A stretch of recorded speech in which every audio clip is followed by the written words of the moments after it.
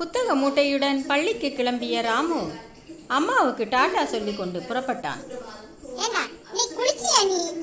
என்றாள் ராமுவின் அம்மா. நேரமாச்சுமா, நான் நாளைக்கு குளிக்கிறேன் என்று சொல்லிவிட்டு ஓடினான். ராமு 5வது படித்து கொண்டிருந்தான். வகுப்பில் அவன்தான் முதல் மாணவன்.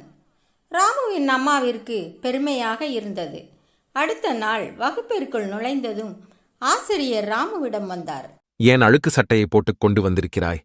துவைத்து போடக்கூடாதா என்று ரகசியமாக அவனிடம் கூறினார். மறந்துட்டேன் சார், சமாதானம் சொன்னான் ராமு. படிப்பில் கெட்டிக்காரனாக விளங்கிய ராமு ஏனோ தன்னை சுத்தமாக வைத்துக் கொள்வதில் அக்கறை காட்டவில்லை. பல நாட்கள் அப்பு ராமு பல் விளக்காமலே கூட பள்ளிக்கு போயிருக்கின்றான்.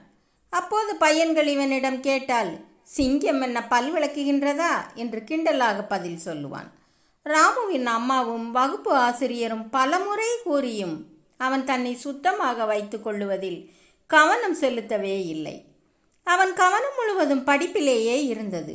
ஆனால் பையன்கள் இவனை சமாதானம் சொன்னான் ராமு.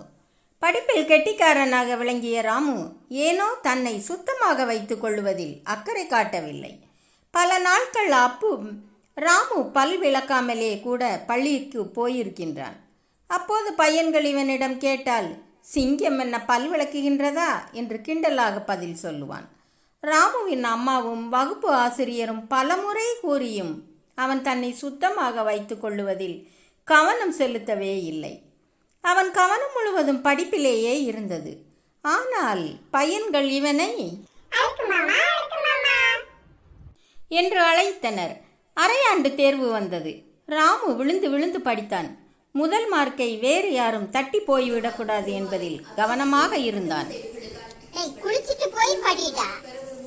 குளிக்கிற நேரத்தில் நான் போய் ஒரு பாடத்தை முடிச்சிருவேன் என்பான் ராமு.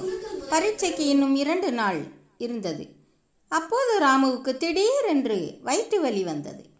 வலியோடு பள்ளி சென்றான் ராமு. மாலை வீட்டிற்கு வருவதற்குள் வலி அதிகமாகி வயிற்றுப்போக்கும் வந்தது. வயிற்று வலியால் துடித்தான் ராமு. உடம்பு மெலிந்து போனான். ராமுவின் அம்மாவும் அப்பாவும் கை வைத்தியமாக ஏதேதோ செய்தார்கள். எதுவும் கேட்கவில்லை. விடிந்தால் அரையாண்டு தேர்வு. ராமு புலம்பிக் கொண்டே இருந்தான். அவனால் வலியை தாங்க முடியவில்லை. ஆசிரியர் அவனை மதுரை அரசு மருத்துவமனைக்கு அழைத்து செல்லும்படி கூறினார். அடுத்த நாள் மதுரையில் ராமுவுக்கு சிகிச்சை அளிக்கப்பட்டது. ராமு அரையாண்டு தேர்வுக்கு போக முடியவில்லையே என்று அழுது கொண்டே இருந்தான். தினந்தோறும் குளிக்காமல் இருந்ததால் உடம் சூடாகி சுத்தமில்லாமல் வயிற்றோட்டமும் வயிற்று வலியும் வந்ததாக டாக்டர் கூறினார்.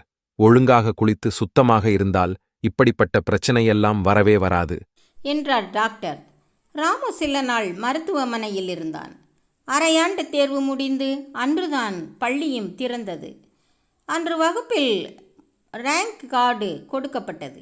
முதல் மார்க் ரங்கராஜன் என்று ஆசிரியர் பெயரை படித்தபோது ராமு தேம்பி தேம்பி அழுதான். ஆசிரியரை அவனை சமாதானப்படுத்தினார். சுவற்றை வைத்துதான் சித்திரம் எழுத வேண்டும். நமது உடலை ஆரோக்கியமாக வைத்துக் கொண்டால்தான் எதையும் வெற்றிகரமாக செய்ய முடியும் என்றார். ராமு மௌனமாக இருந்தான். அடுத்த நாள் அவன் பள்ளிக்கு பழிச்சென்று வந்தான். என்று ஒருவன் சொல்ல பையன்கள் அனைவரும் கொல்லென்று சிரித்தனர்.